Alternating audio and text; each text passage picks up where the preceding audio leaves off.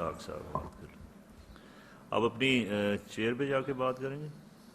ویسے چلیں بات کر لیں. سر ٹھیک ہے، میں اگر آپ کو کوئی بسم اللہ الرحمن الرحیم. شکریہ جناب اسپیکر، آپ نے مجھے اس اہم موقع پہ، اور میں سمجھتا ہوں کہ یہ انتہائی ضروری اور اہم مسئلہ تھا. اس میں گلگت بلتستان، نبی صلی اللہ علیہ وسلم کی ذات کے جو خاکے بنائے جا رہے ہیں، لعنت ان لوگوں پہ، اس کا، اور خاص کر جو ابھی ایک FIR درج ہوئی ہے جس پہ حب الوطنی کے سرٹیفکیٹ بانٹنے والوں نے پتہ نہیں کس کس کو بغاوت اور غدار کا ذمہ دار قرار دیا ہے. یہ اس پہ بات کرنے کا آپ نے موقع دیا، بہت شکریہ جناب اسپیکر.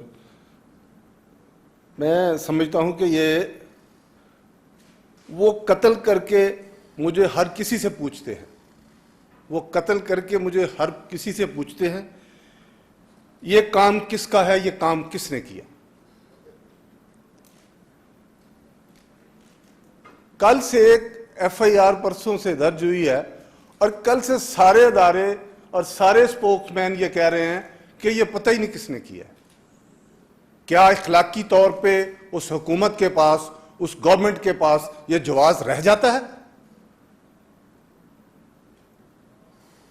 کہ وہ اس ملک کا، اس اسٹیٹ کا وفاقی وزیر ہو، وہاں کا حکمران ہو، اور یہ کہے کہ مجھے پتہ ہی نہیں کس نے کیا. اگر ڈالر کی قیمت بڑھ جاتی ہے تو فرماتے ہیں مجھے پتہ نہیں کس نے بڑھا دیا. آٹا نہیں ملتا تو کہتے ہیں مجھے نہیں پتا آٹا نہیں ملتا. بھئی آپ کو کیا پتا آٹا کس طرح ملتا ہے؟ جناب اسپیکر، یہاں لاہور سے میرے دوست ایک بات کر رہے تھے مہنگائی کی.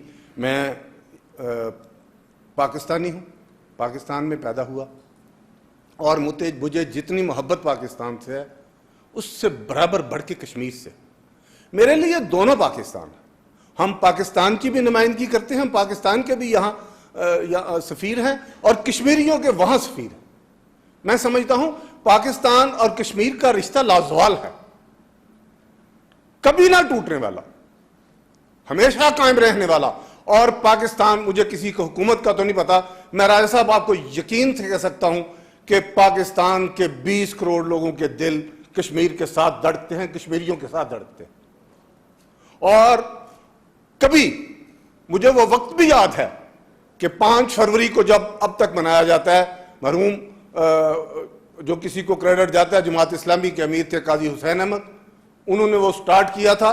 آپ یقین کریں گے سچیت گڑھ بارڈر آپ نے ریڈیو پہ کئی بار سنا ہوگا، ٹی وی پہ سنا ہوگا، وہاں سے سیالکوٹ کے کم از کم 2000 لڑکے نے بارڈر کراس کی تھی.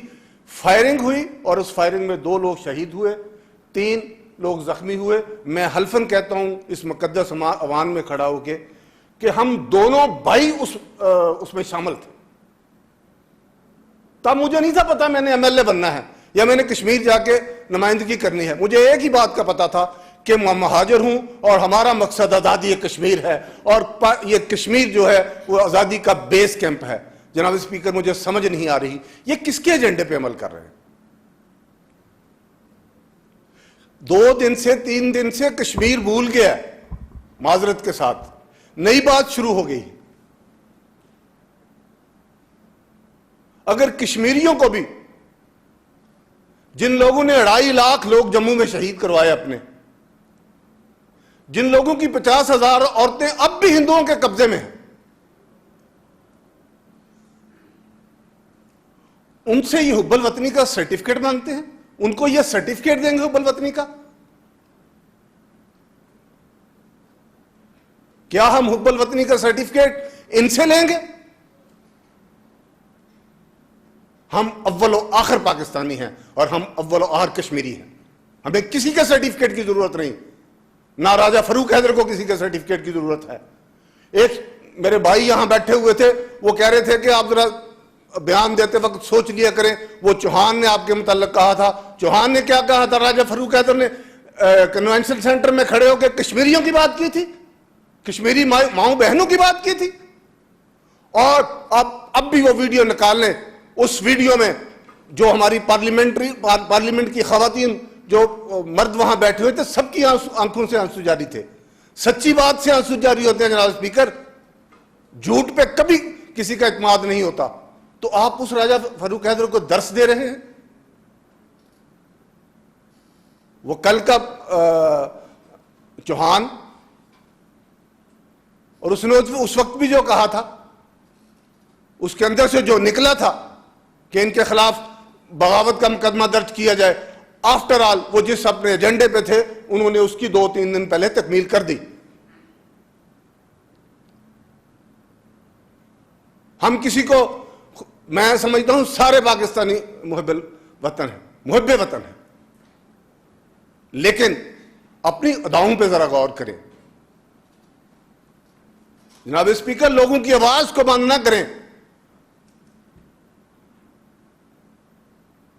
وہ کیا کہتے ہیں، دیا بجھے گا صبح ہوگی، صدا دبے گی حشر ہوگا۔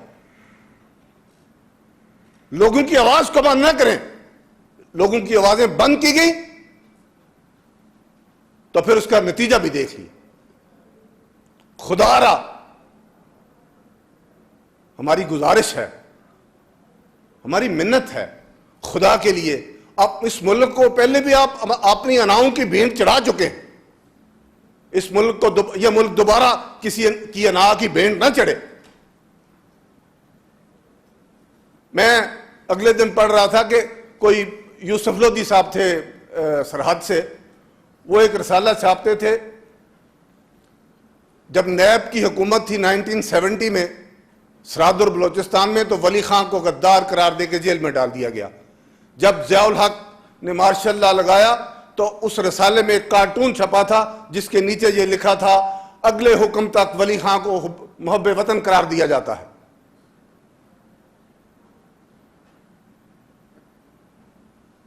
نہ کریں خدا کے لیے۔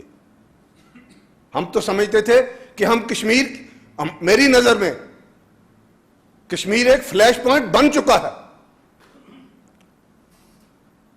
اور دنیا اب اس کو دیکھ رہی ہے۔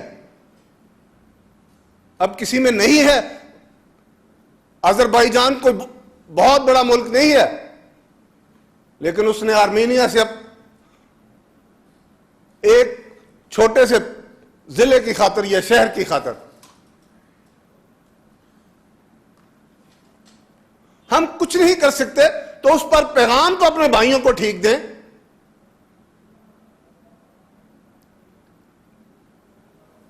کیا وہ لوگ جن کے بچوں کے سامنے اس کے باپ اور نانا کو شہید کیا جاتا ہے، وہ کفن پاکستان کے جھنڈے کو بناتے ہیں اپنا، پتھروں سے لڑتے ہیں، اور ان کو آپ سرٹیفکیٹ دیتے ہیں، ابل وطنی کا سرٹیفکیٹ وہ آپ سے لینے آئیں گے؟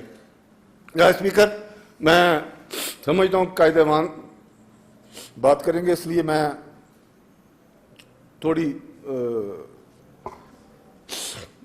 اختصار کے ساتھ، جناب اسپیکر، اس ایف آئی آر کے پیچھے میں سمجھتا ہوں ایف آئی آریں ہوتی رہتی ہیں، قومی لیڈروں پہ مقدمے درج ہوتے ہیں، یہ کوئی نئی بات نہیں ہے، لیکن اس ایف آئی آر کو، اس ملک کے مفکروں کو، اس ملک کے اہل سیاست کو، اس ملک کے اینالسٹ کو بیٹھ کے دیکھنا چاہیے کہ اس ایف آئی آر کے پیچھے مقصد کیا ہے۔ یہ ایف آئی آر اس ملک کو کہاں لے جائے گی؟ یہ کاغذ کا ٹکڑا نہیں ہے،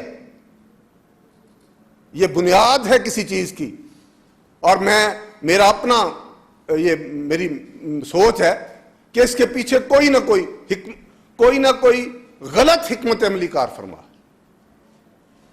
اور اس پہ غور کر کے ان مفکروں کو، اگر اس میں 3 جرنیل بھی شامل ہیں، کوئی یہاں کر رہے تھے اداروں کی بات، اداروں کو تو کسی نے چھوڑا ہی نہیں، کسی کو کسی قابل چھوڑا ہی نہیں کہ اس کو کہہ سکے وہ ٹھیک ہے وہ غلط ہے،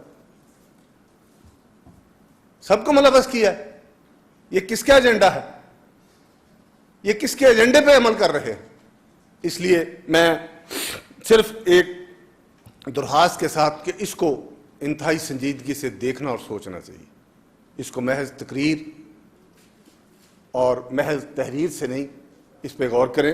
اور میں ایک چھوٹی سی عرض کرتا چلوں، صرف ایک بات کا جواب دے جاتا ہوں पंजाब का 40% रकबा जो है ना उस पर गंदम काश्त होती है, काश्तकारी होती है।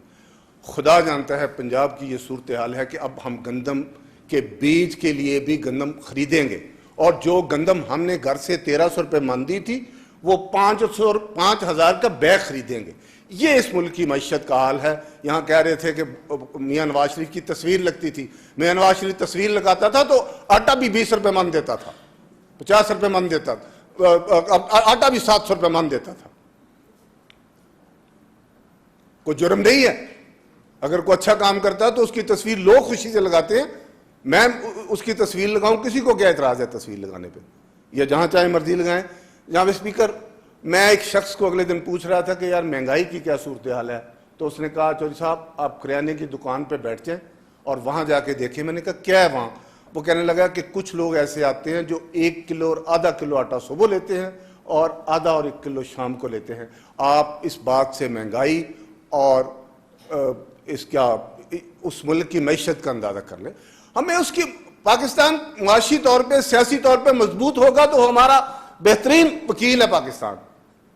जब तक वो सियासी और मुआशी और इखलाकी तौर पे हाई मॉरल ग्राउंड पे नहीं होगा तो किस तरह कश्मीर की बात करें। इसलिए इन बातों को सोचना चाहिए। बहरहाल मुझे टाइम भी, बहुत मेहरबानी, जितना भी मिल गया वो क्या कहते हैं जनाब स्पीकर, मैं अब इस बात पे आता हूं कि गिलगित बल्तिस्तान तारिक फ़ारूक साहब की जो करारदाद है, कादरी साहब ने दी है, मेरी बहन ने दी है, ये सारी करारदादें जो हैं हम इसकी हमायत करते हैं और इस FIR की मजम्मत ही नहीं करते। इस FIR को देखना चाहिए और इसको मंतकी इंजाम तक पहुंचाएं कि इसका मकसद क्या है और इसके पीछे क्या मामले कार फरमा है, उनको ज़रूर देखें। FIR होती हैं, वापस होती हैं। मैं नहीं समझता कि हम FIR वापसी के लिए इस्तदा करें। क्यों करें? हम बागी हैं, हम हक पे हैं, तो हक लेना कश्मीरियों को, हम 72 साल से अगर अपने हक के लिए लड़ सकते हैं तो इस बात के लिए भी हर जगह जाके अपने प्रोटेस्ट कर सकते हैं। वापस लेने की इस्तदा मैं तो नहीं करूंगा, मैं इसकी मजम्मत करूंगा। और मैं समझता हूं कि अगर लोग समझते हैं कि ये ज्यादती है तो उसके लिए हुकूमत आज़ाद कश्मीर, मैं समझता हूं पूरी कश्मीरी कौम इसमें मुलव्वस है। वज़ीर-ए-आज़म से और जिन लोगों के खिलाफ पाकिस्तान में गलत FIR दर्ज हुई उनसे माफ़ी मांगे और उसके बाद इसको जो इसका तरीकाकार है उसके मुताबिक करें। एक बात मेरी बहन ने मुझे वो पहले करनी चाहिए थी, लेकिन आज ये इशू बन गया, ये FIR वाला। मैं समझता हूँ कि जो लोग अल्लाह के नबी सल्लल्लाहु अलैहि वसल्लम के खाके छाप कार्टून बनाते हैं, मैं तो उस रसाले का ज़बान, अपनी ज़बान से नाम भी लेना अपनी तौहीन समझता हूँ और इस काबिल ही नहीं समझता, और मैं उस मुल्क का भी नाम नहीं लूँगा। मैं समझता हूँ हम तमाम लोगों को जो हाल के अंदर बैठे हुए हैं, और ये मैसेज बाहर जाना चाहिए कि उनकी जो अपना चीज़ें दुनिया में फ़रोख्त हो रही हैं उनका हम बाइकाट करें। कम से कम जिस हद तक हम उनकी मजम्मत कर सकते हैं, जो उनके लिए जो उनको पैगाम दे सकते हैं वो दें, तो इससे मेरे नबी की शान में कोई फ़र्क नहीं पड़ता। अल्लाह ने फरमाया अगर मैंने नबी सल्लल्लाहु अलैहि वसल्लम को न बनाना होता तो मैंने ये जहान ही नहीं बनाना था। उन बदबख्तों को ना इस बात का पता है ना उसकी समझ है, लेकिन मैं समझता हूँ कि इसको गवर्नमेंट लेवल पे कंडेम करना चाहिए। सिर्फ कंडेम ही नहीं, उनकी हर पूरी जो उनकी प्रोडक्ट है उनका बाइकाट करना चाहिए। और कोई पाकिस्तानी, कोई मुसलमान दुनिया में उस मुल्क की कोई प्रोडक्ट ना खरीदे, ना बेचे, ना खाए, तो फिर मैं समझूंगा कि हमें अल्लाह के नबी सल्लल्लाहु अलैहि वसल्लम से मोहब्बत का ये तकाजा नहीं। मोहब्बत का तकाजा तो वही है जो कादरी ने किया था और जो दूसरे लोगों ने किया है। मुझे इस बात कहने में कोई, मैं असेंबली की सीटें बाद की बात हैं कि मुझे कोई डिस्क्वालीफाई भी करार देता तो दे ले, लेकिन अगर मेरे सामने कोई ऐसा शख्स है तो मैं बिल्कुल उसको वाजिबुल कत्ल समझता हूँ। और ये हमारा ईमान है, ये हमारे ईमान का हिस्सा है। अल्लाह इस पर हमें कायम रखे और क़यामत के दिन अल्लाह में नबी सल्लल्लाहु अलैहि वसल्लम की शफाअत नसीब फरमाए। واخر دعوانا الحمدللہ رب العالمین.